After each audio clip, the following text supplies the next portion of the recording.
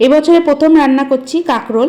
এইভাবে কাঁকরোল খেতে গরম ভাতে দুর্দান্ত লাগে। অনেকভাবেই রান্না করা যায়, তবে যেহেতু বছরে প্রথম খাচ্ছি তাই পছন্দের জিনিসটাই রান্না করছি। তার জন্য কাঁকরোলের দুদিকের মাথা কেটে এইভাবে একটু মোটা মোটা করে কেটে নিচ্ছি। যেহেতু কাঁকরোলের গাটা খুব একটা কাটা নেই তাই জন্য আর কাটলাম না। আমার তো এভাবে কাঁকরোল খেতে খুবই ভালো লাগে, গরম ভাতে সত্যিই খুবই ভালো লাগে খেতে। আপনারা কিভাবে কাঁকরোল রান্না করেন সেটাও জানাবেন। আগেই বলেছি কাঁকরোল অনেকভাবে রান্না করা যায়। কথা বলতে বলতে কাঁকরোলগুলো কেটে নিচ্ছি। সব কাঁকরোল কাটার পর অন্য একটা জায়গায় রেখে দিচ্ছি। এবার আলুর খোসা ছাড়িয়ে আলুগুলোও এইভাবে লম্বা লম্বা করে কেটে নেব। কেউ যদি মনে করে যে আলু দেবে না, সেই আলুটা স্কিপ করতে পারে, তবে আলু দিলে কাঁকরোল আর আলু খেতে বেশ ভালোই লাগে। আলুগুলো লম্বা লম্বা করে কেটে নিচ্ছি। তারপর কাঁকরোল আর আলু খুব ভালোভাবে ধুয়ে নেব।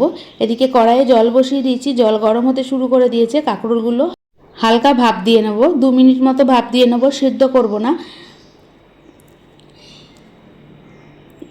এবার আমি জল থেকে তুলে নেব, বেশি সিদ্ধ করিনি, আগেই বলেছি 2 মিনিট মতো ভাপ দিয়ে তুলে নিচ্ছি।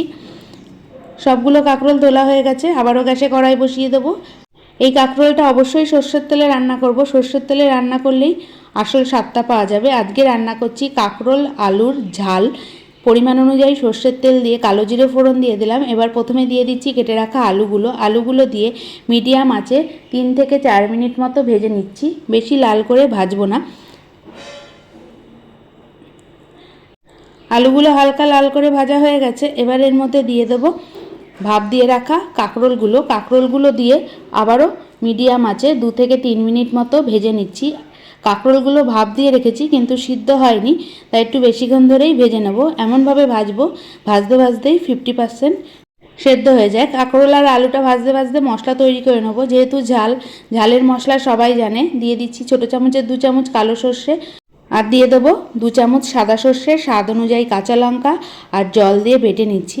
অনেকে আমায় জিজ্ঞাসা করেন যে সর্ষে এইভাবে বাটলে তেতো হয় কি না। লঙ্কা দিয়ে বাটলে তেতো হয় না, আর একটু জলের পরিমাণটা বেশি দিতে হবে, তাহলেও কিন্তু তেতো হয় না। আর মশলা কষানোর সময় কিছুক্ষণ কষিয়েই একটু জল দিলে সেটাও তেতো হয় না। কথা বলতে বলতে আলু আর কাঁকরোল ভাজা হয়ে গেছে। এবার এর মধ্যে বেটে রাখা মশলাটা দিয়ে দিলাম সামান্য পরিমাণ জল। আগেই বলেছি জল যদি দেওয়া হয় তাহলে সর্ষে তেতো হয় না। স্বাদ অনুযায়ী লবণ আর হলুদ গুঁড়ো দিয়ে দিলাম, আর দিয়ে দিচ্ছি স্বাদ অনুযায়ী চিনি। দিয়ে খুব ভালো করে মিডিয়াম আঁচে রান্না করব। এবার এর মধ্যে দিয়ে দেবো লাল কাঁচা লঙ্কা।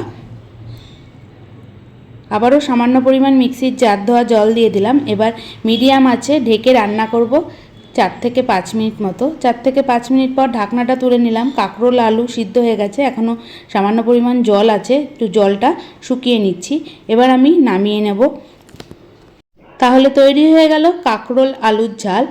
রান্নাটা খেতে কিন্তু খুবই ভালো লাগে। যারা কোনো দিন রান্না করেননি এইভাবে কাঁকরোল আলুর ঝাল, অবশ্যই রান্না করে দেখুন।